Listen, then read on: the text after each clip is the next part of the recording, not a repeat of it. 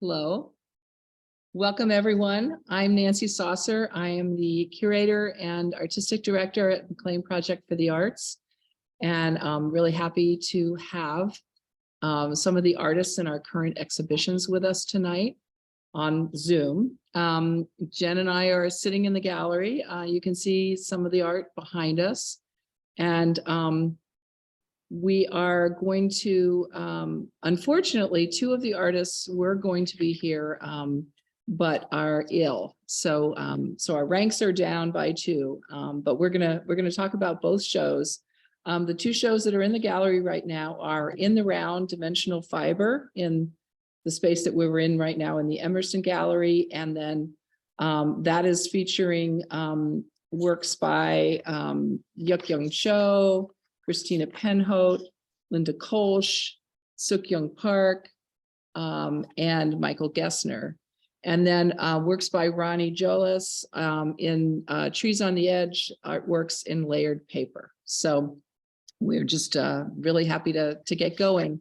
I'm going to talk just a tiny bit about Sookkyung and Christina Penhote's work, since they are not here, and we're going to show a couple of pictures. So we'll start with that. This is the work of Sookkyung Cho that is in the gallery right now. I think that her works are a lovely combination of now and then.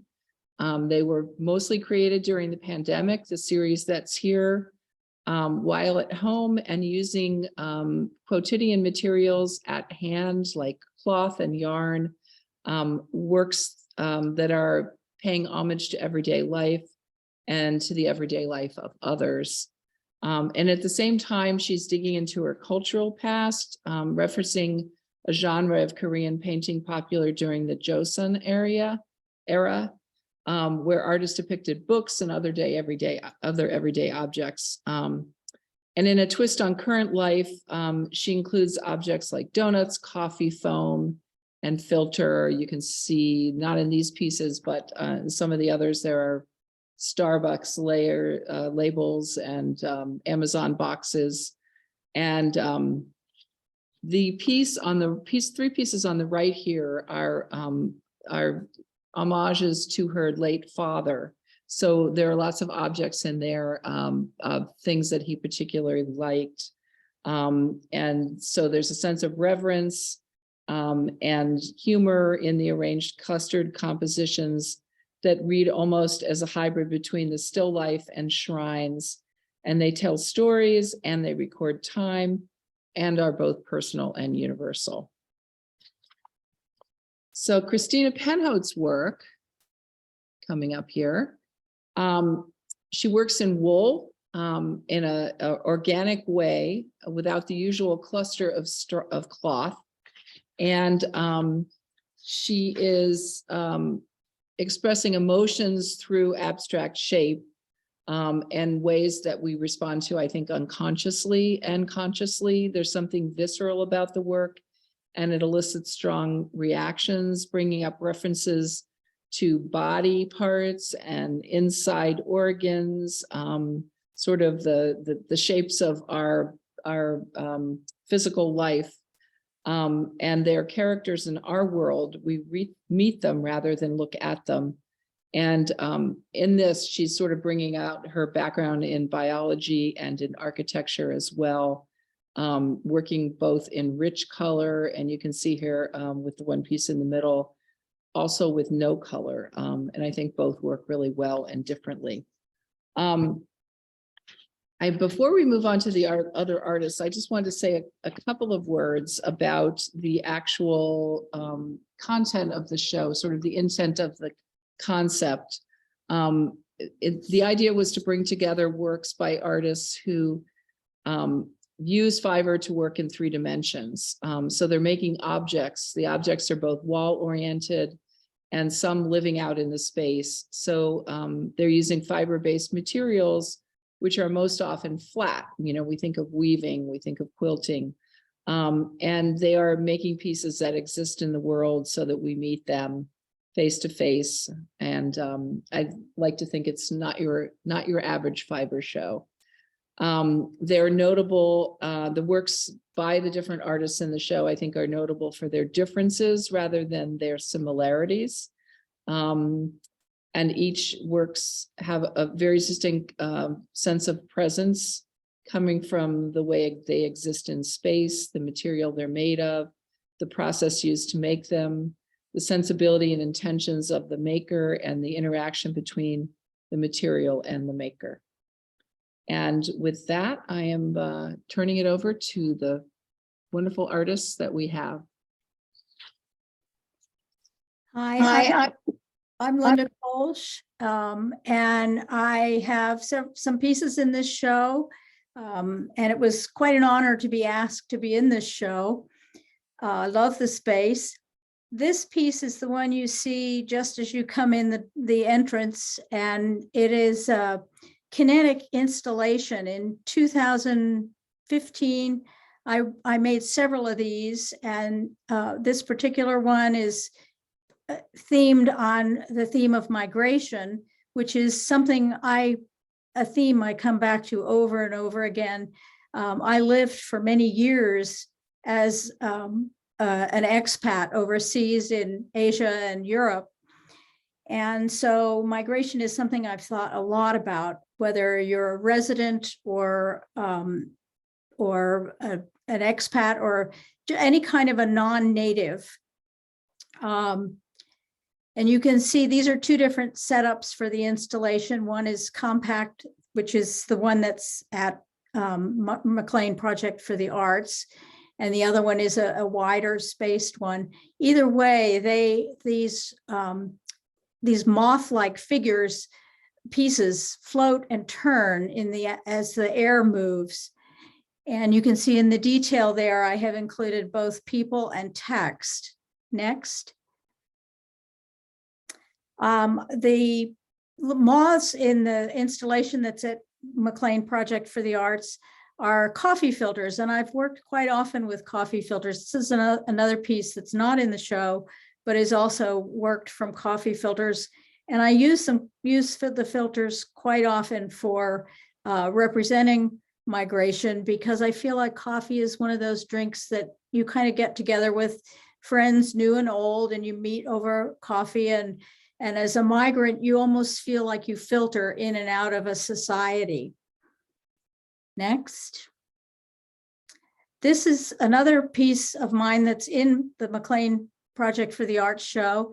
This is 3 interlocking scrolls, and I like to work in a book form, which is what a scroll is a book form. And I like to work in that because my work is generally narrative. The front of this has people on it, but I have broken them down into heads and shoulders. And then on the white one, it's torsos. And then on the third piece, it's their feet. And I rearranged the order of them. You can see I for the shot at the bottom there, I have shown the 3 parts of this one woman, her feet, her midsection, and her head. Next, please. This is the toy that inspired me to break people up into 3 pieces. I don't know if you've seen one of these before, but it's a twist toy, and it's a child's toy that you can turn and create new creatures out of the 3 parts of the body. Next, please. This is another work that's also in the show of mine, and this one can be shown either as a single scroll or a double scroll. I think in the show it says it's a double scroll, and this is again narrative. And this was the first one I did with multiple people. I had, by this time, since I'd started printing people on my work in 2004, by this time I had a lot of screens. I had a big collection of people. And as a collector, I also collect images of numbers, which is what's on the back side of this one. Where I live now, since moving back to the US, I don't see many people. I walk in the farm fields and the woods and along a creek, and it's rare that I see other people. So I I started making crowds, I guess, because of the lack of people in my life, and I could create my own crowds from the people I'd seen and photographed in the streets of where I lived before. And at the bottom, you can see a detail of this. The man on the left is a flower seller from Sarajevo, and the one on the right is a cake waitress from Austria. So I can sort of create my own crowd of people. I feel like when you see them on the scroll like that, they're kind of like people walking along a sidewalk doing various things. So I'm creating a scene. And the next slide, please. This is the last piece that's in the show, and this one is a soft scroll. This one is much. The other two works are rigid scrolls, so they stand up by themselves. This one is a soft one with a soft batting inside of it.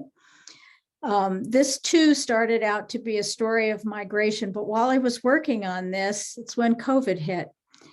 And I had started printing the figures and decided that on the backside, I was going to print migrating geese, because I looked up into the sky one day from being in lockdown or being home alone with the COVID restrictions. And I thought, well, gee, they're a lot freer than we are right now. And this can be installed either as a double scroll horizontally, which is, I think, how it is in the gallery, or it can be done as a knot. And I felt doing it as a tangle or a knot was sort of like learning to live with the complications of the pandemic. And on the right side is a detail of one of the figures. I decided I was going to print these figures in negative image at the outset, because it was a story of people who move and disappear, that the negative image kind of felt appropriate. But then after people started really disappearing from the pandemic, I felt like this was really fitting. And those are the 4 pieces of mine that are in the show. So thank you. Oh, and this one I added this one because this is the way I usually work. I don't normally work dimensionally, although I enjoy it very much.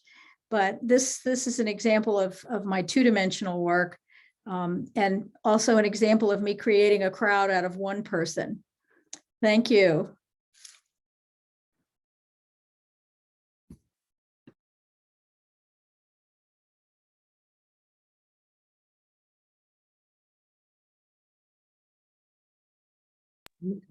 Sookkyung, you need to unmute.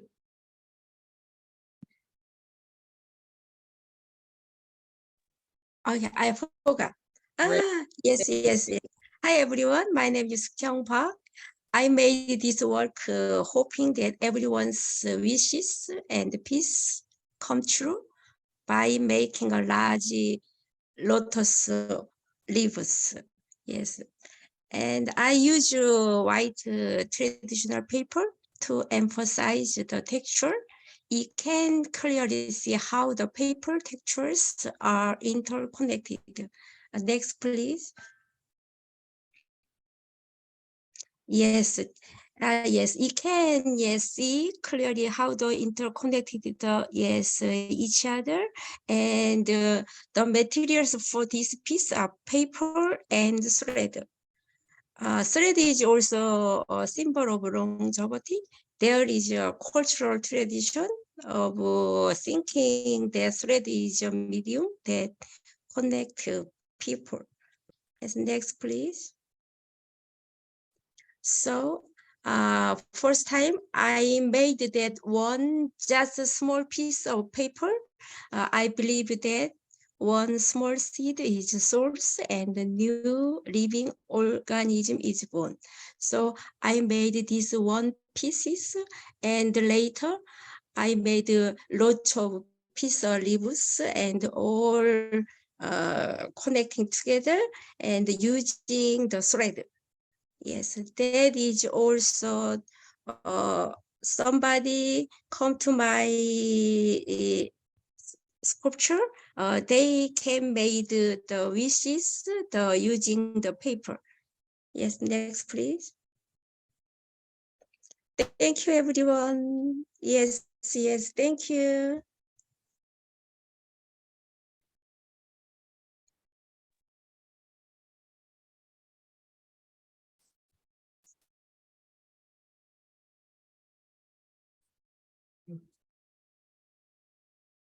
Michael? You Yeah. you can go start. I think we can hear you. It looks like you're unmuted. Okay, I don't see my picture on there. Oh, I see it. Oh, you see me? I see you. and Oh, okay. I see your, Oh, you see the leaf piece? oh, I see. Yeah, the leaf piece. Okay, I'm fine. Okay. Okay, I want to talk a little bit about, just what attracts me to sculpture and the theme of in the round. And first, I'm going to start with structure. It's quite a challenge to make anything stand up or stand out or suspend successfully. And if you're not an architect or an engineer, or even like me, not even in love with tools, it's quite a struggle. But if you persist and you achieve your end, you've created an object that that exists and lives and breathes in the 3 dimension. And that's kind of amazing, actually. And if you've sort of paid attention to your dynamics and you've been successful with that, then you've sort of captured a sort of a moment of energy, of moving energy, and a fragment of the life force. So, and it's in a static form, so you can contemplate it, and you can really feel it, So that's one of the real big thrills, I think, of sculpture for me. And then light, light on 3-dimensional object is a really incredible thing. Plays on the surface, it emphasizes the texture. And if the piece is hollow, it goes down inside. If it's got a crack or hole, it comes through. And it can also tell you the time, because as the light plays over it during the day, it can transfigure parts of it, and it can really give you almost like a religious experience. And also there's the whole shadow world, that creates shadows around its itself, and it creates can create a double, a spirit double, as that's like one of the pieces that was in the show, the flowfish, the hanging piece, created with the light source. It created a kind of a double, spirit double, and I thought that was really effective. And also the first piece that was on there, which was the I now have a blue light in it, and as you see, the blue light, well, you can't see it, but it's a totally different mood. So light can give a lot of different nuances to the pieces. And then there's arrangement in space. I like to arrange, people have asked me, they've said to me, have I seen that piece? I haven't seen that piece before. And I said, well, and I think, well, yes, they have, and I think it's because where it is, and where and its placement in relation to other things makes such a big difference, with sculpture, and can give it a lot of drama and extra kind of content. So that's another thrill of sculpture for me. So, and I'd like to talk about materials.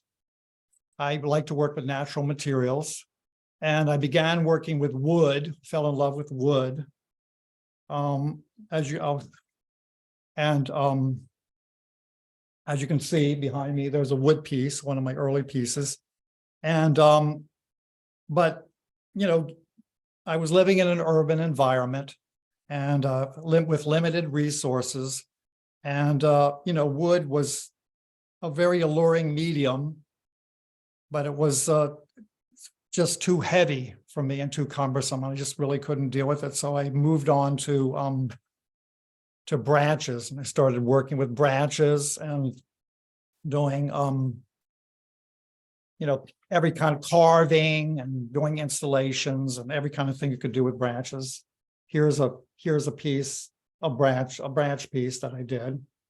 I don't know if you can see this, but anyway, then I made a resolution. I'm not going to make anything that's heavier than I can carry. And I think that was a watershed moment, because traditionally in sculpture, the heavy materials are the ones that are the most significant, the most substantial. They're like permanent, they're like eternal. They're like monuments, they're like tombs, they're like all that stuff. But I really think I was going in another direction, and I was going in the direction, instead of permanence, I was going in the direction of impermanence or evanescence. And I was working with paper at that time. I was doing some molding, shaping, installation type of things with paper. And I really decided that was a really good metaphor for evanescence. And the branches that I was working with were you can see some of the branches in here, that was working with branches, were too skeletal, and they didn't have the substance, they didn't have the materiality of my earlier work.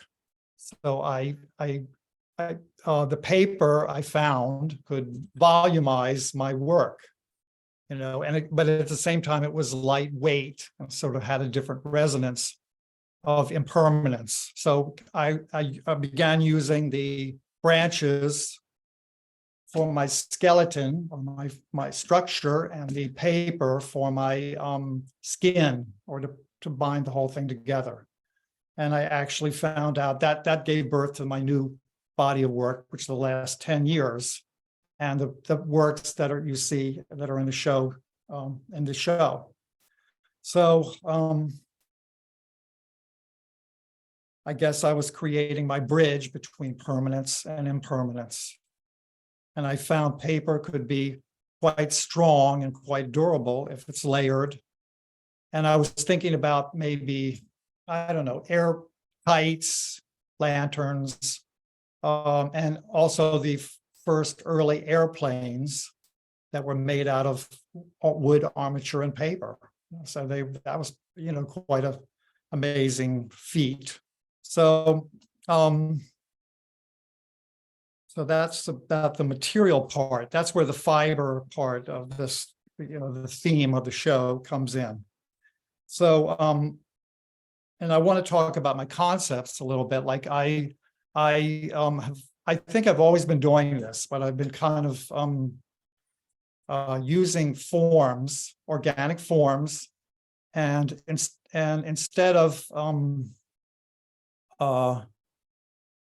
representing nature, I chose not to represent nature. I decided to imagine nature. So by doing that, I became free to merge and meld and mingle my forms together to create something that was, a new, kind of a new format, new natural format. So, so I think that's really what, if you can ask, a lot of people ask me about my pieces, like, is it flying? Is it floating? Is it a fin? Is it a wing? Is it is it crawling? Is it walking? Is it a microorganism? Is it so, that's the kind of questions that I like about my work, because I think it makes it more interesting. I'm just trying to merge all the life forms, trying to make these psychic connections that will, lead us to conceive of ourselves in a community with all the living beings on Earth, establishing a kinship that that we're all all of us, everyone, every being on the planet is you know, a child of the earth. You know, I mean, you know, the earth, we are the earth. The earth is us. You know, so I think that's the kind of theme that I was trying to, you know, express. And so I want to talk about these two pieces. They're hats. They're actually two hats. And I went to the hat form because I was thinking about magical. This is one right here. This is actually a hat. I was thinking about the magical thinking, the old time magical thinking, where if you put something on, it would sort of embody you, you know, give with the whatever it represented. And to give you an example, even in modern times, I was thinking about Queen Elizabeth. Queen Elizabeth didn't become the queen until she put on the big crown. So that's kind of like, you know, it's like a type of shape shifting where you can actually get inside your concept. You can wear your concept. So I have one here. I just wanted to show you what it looked like with, you know, wearing one. So this is what it looked like wearing one. So you can see that. And so I guess that's about it. I mean, I want to read a poem. First of all, I want to thank everybody, and I want to thank everybody for their different visions, and I want to thank our curator, and I want to thank the McLean Project for the Arts. And I now want to read a poem which I think has a bearing on my theme. And this is a poem that was written by a 12th century mystic, Meister Eckhart, German mystic.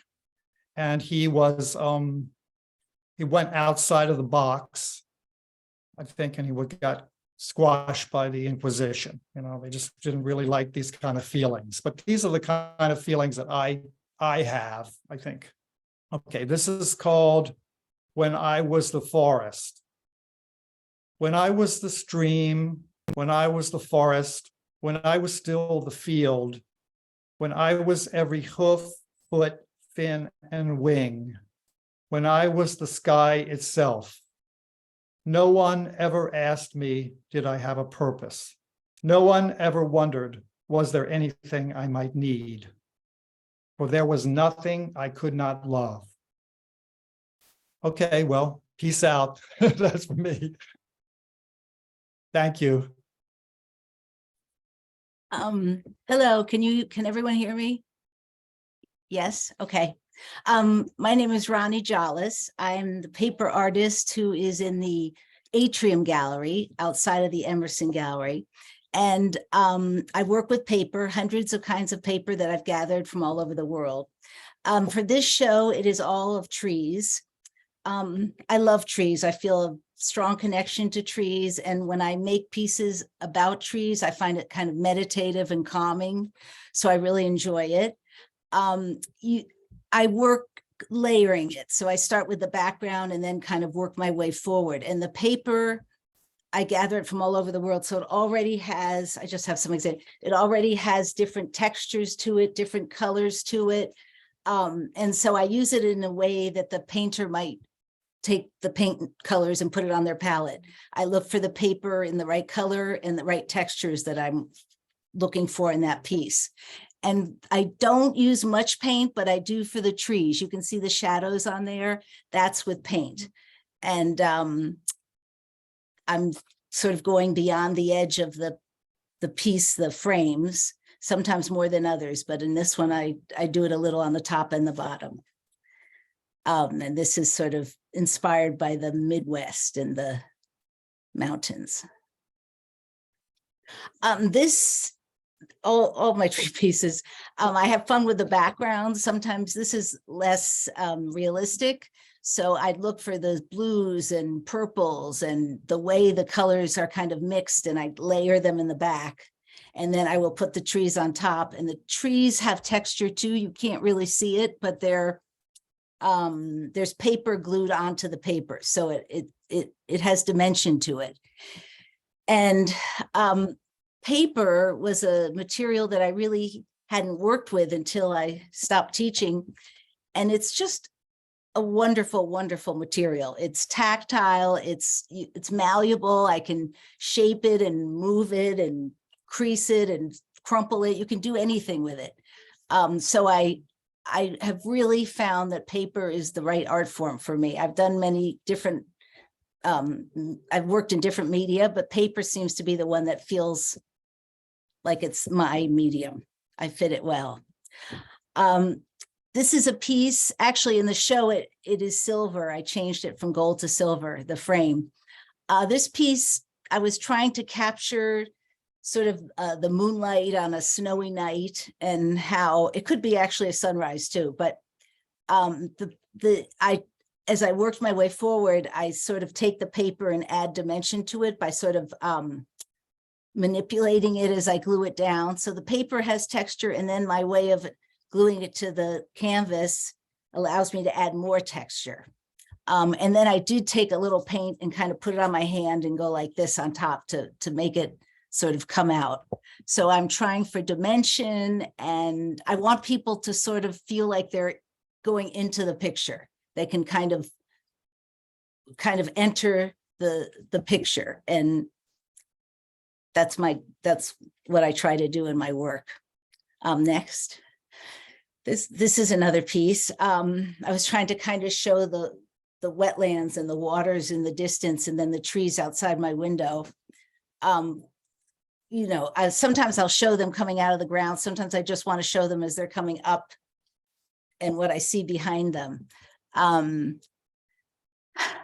Next, I can't think of too much to say about that. Okay, the piece on the right, I called experimental paper. This is a new art form that's paper, but I'm actually making the paper. I used to make the paper, but then I began gathering it because I found such amazing papers from all over the world. But I went back to some paper making, and so I took the pulp and kind of sculpted it. This is just a piece that I've you can see I've started painting it a little bit, but it has dimension. So these pieces, the trees kind of come out. It was all white, and then I painted it, and then I kind of, I wanted it to be just like that, but it didn't feel like it was quite strong enough. So I had to mount it to a surface that would sort of protect it. And these are very fun. I'm having a lot of fun with them. They're just very different, and yet they're paper. So I can go beyond the edges, and I can change the shape in a way that I can't quite as well on a rectangular piece of canvas. But I'm enjoying doing those. Those are very fun. And the one on the left is, I like to do small pieces too. I really find it fun. And because I also teach this art form, I usually work on 8x10s when I'm teaching. So I feel very comfortable doing littler pieces, 8x10s. And that's just sort of a summer scene of trees in this kind of, as you look in the distance and see kind of the flowers and all the grasses and the mountains. Is that it? Yes. So anyway, thank you so much. And I'm honored to be with these other artists whose work is just beautiful. So anyway, thank you.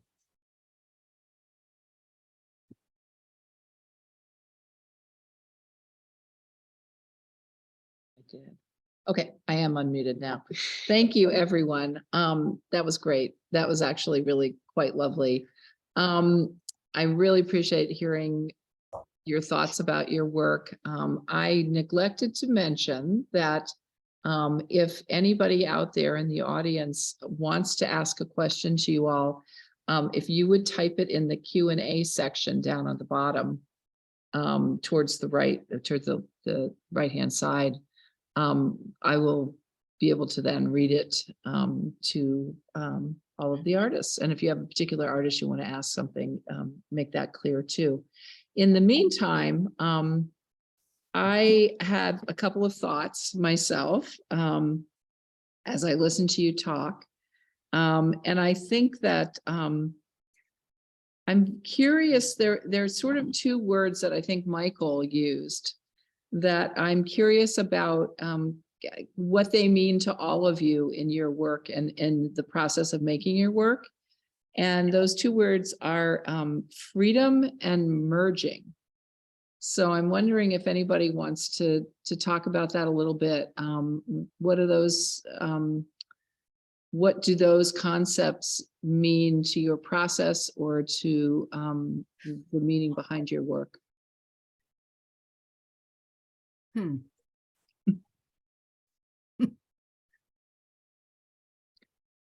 One of the reasons I was thinking about merging is I think that all of you are merging not only your ideas, but you're merging and melding your materials in a very sort of direct way that doesn't necessarily happen in all art making processes.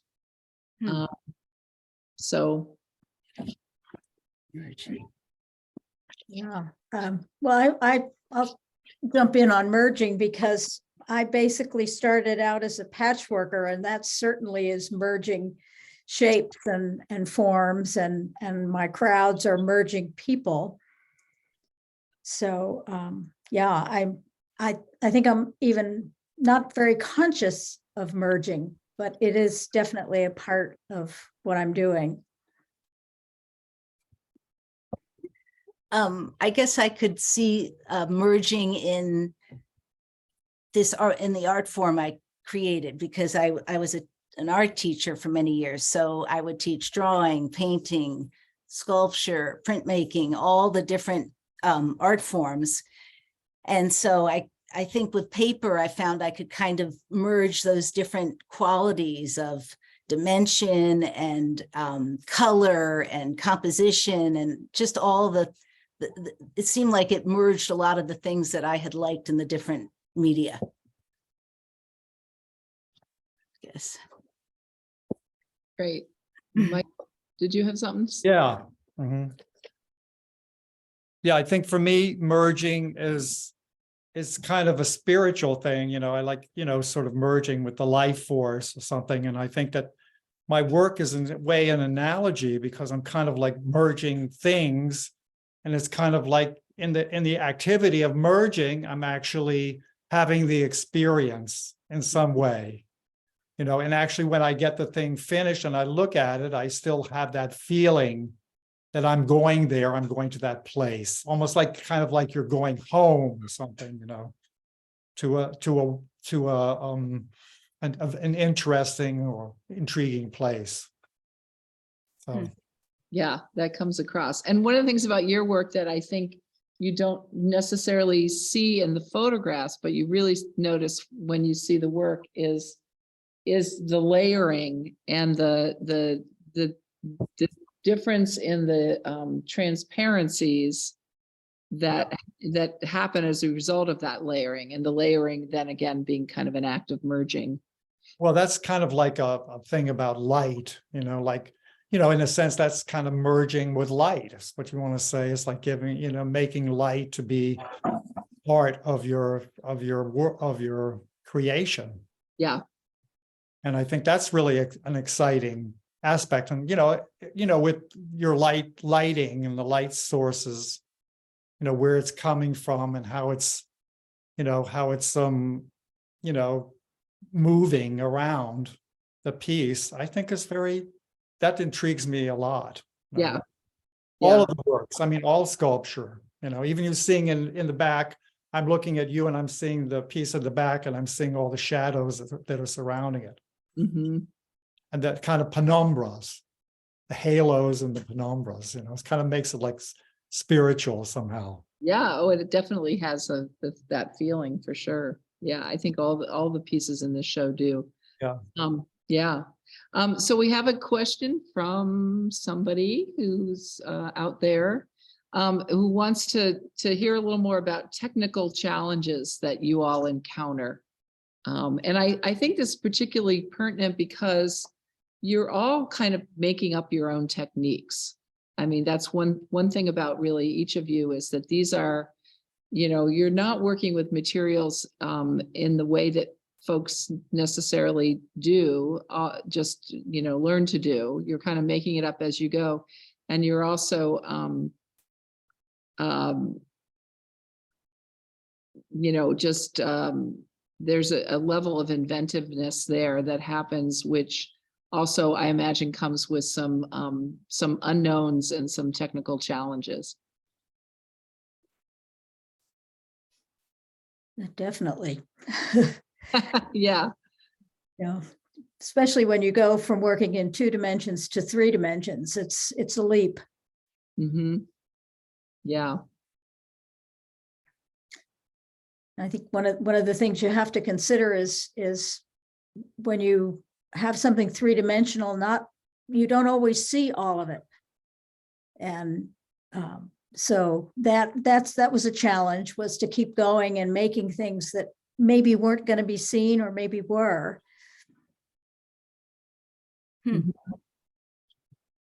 Yeah, I'm interested in Sookkyung and your work in terms of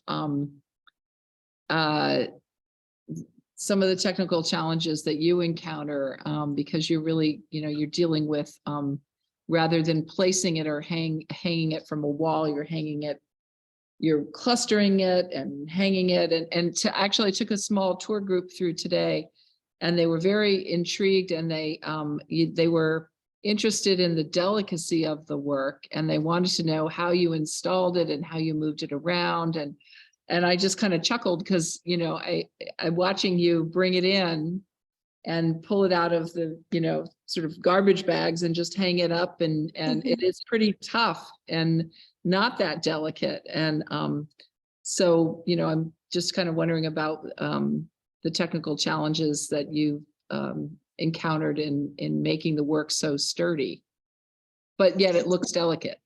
Yes, thank you. My technical challenge is always time consuming. Yes, yeah, take a long time. So Yeah. it makes me kind of meditation. So yeah, all the day, all the time, at a long time, and I make something, and the rounding is also really, yeah, it is hard to control the by my hand. So always a challenge. Yeah. I have another question too about light, and how you use light when you're working on the pieces, because, you know, light is a changeable, malleable thing, and I think all of you in your own way are incorporating light. Do you actually work in changing light while you're making pieces? That's my pieces. Any of you?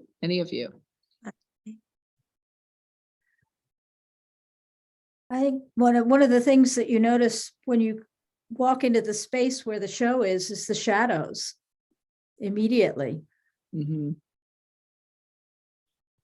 That's very true. It's great to be with all these works, particularly in the evening, because, you know, we have these skylights up in the gallery ceiling, which keep it pretty light in the day, but in the evening there's a real sort of magical glow, and it's different with the clusters of pieces by all of you different artists. So I just thought I would take a few minutes here in case either any of you would like to ask any questions of each other, anything you're curious about, having spent some time with each other's work.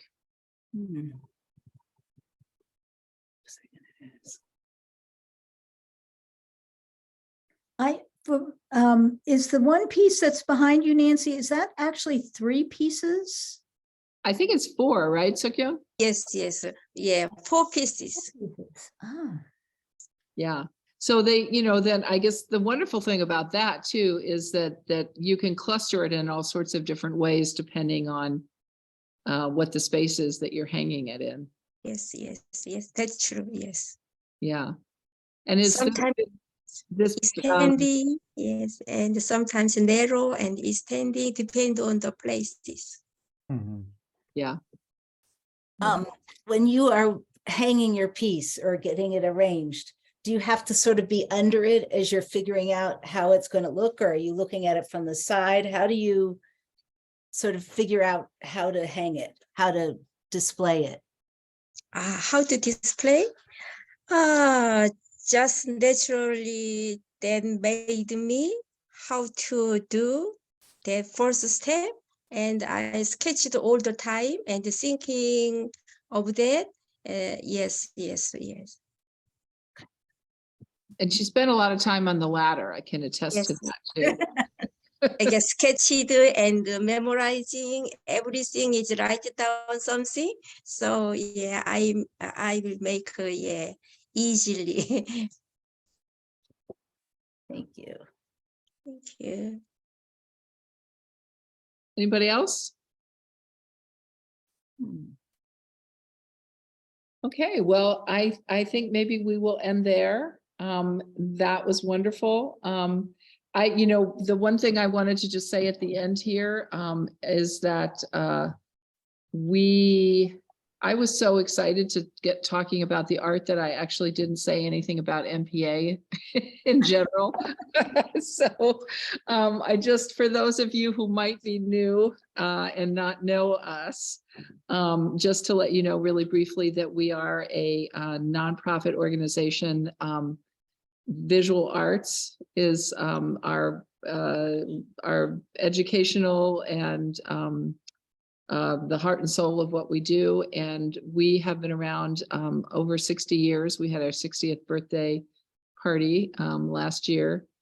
And we have 2 galleries, and our exhibition program is also part of our outreach programming, which is built on the exhibits, and we bring school children through and give them learning and hands-on experiences based on the exhibits. And we also do a lot of work bringing other groups from various different populations and ages and interests into the galleries.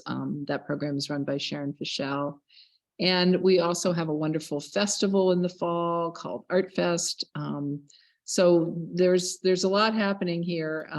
And if you haven't checked us out in person, I hope that you do soon. And I think that's it. Please come see the show. It's really a special one. It's kind of got a magical vibe, I think, that you sort of feel the minute you walk in. So thank you so much, all of you. Really appreciate it. Thank you. Thank you. Good night, Thank you. everyone. Thank you. Bye. Good night. Thank you. Bye. Bye.